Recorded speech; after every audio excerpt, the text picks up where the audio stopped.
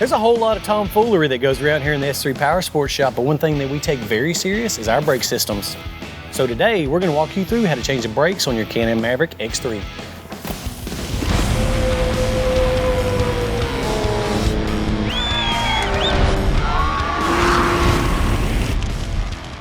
Alright guys, so today I'm going to show you how to change your brake pads on your Can-Am Maverick X3. Now if you ride your X3 like we do, you've probably been a little hard on them. Now this job is pretty straightforward and easy, so with a few simple hand tools you can get this job done. You're going to need a 15mm, a 19mm, a Torx 30, and maybe a screwdriver. Now one thing you do want to make sure is that you have the correct brake pads for your specific model, so check with your parts dealer or OEM dealer to make sure you get the correct ones. Other than that, it's pretty straightforward and easy, and we can get this job done. So changing the brakes on the X3 is pretty simple and straightforward. We already got the wheel and tire off for you using a 19mm. One thing I like to start off with is go ahead and break your T30 Torx bolts while the caliper is still bolted to the knuckle. That way you don't have to fight it in your hand, and you can break it loose a lot easier. All right, using your 15mm, we can go ahead and take the caliper and break it loose off the knuckle. Now you can go ahead and pull the caliper off, turn it upside down, and we can go ahead and release the two set screws that hold the brake pads in. Now that you got the screws out, we can go ahead and slide the brake pads up and up out of the caliper. All right, so before you put the new brake pads in, you need to make sure that there's no mud and dirt and debris.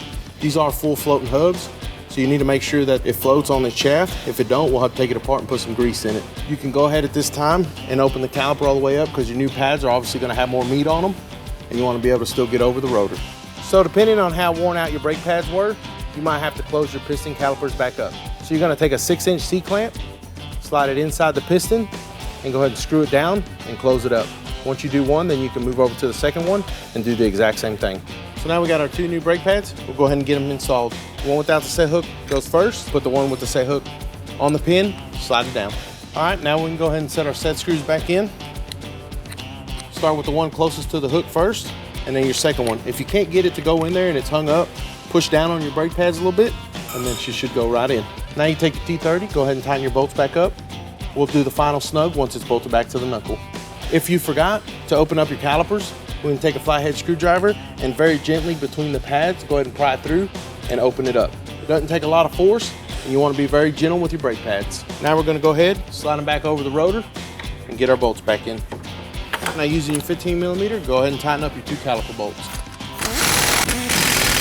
So the most important part is you make sure that you come back and tighten the two set screws, make sure they're real nice and snug where they can't back out. So that's all there is to it. Now you can repeat the same process for the rest of them, and you're ready to hit the trail. Dixie, did the brake pedal feel firm? Fist bump me if it did. All right, good. So that's the tips and tricks that Manny just walked you through, how to change the brake pads on your Can-Am Maverick X3. You guys already know, go like this video for us, and if you want to see more, subscribe to our YouTube page, follow us on Facebook and Instagram. We're gonna keep showing you all the ways that we get it done.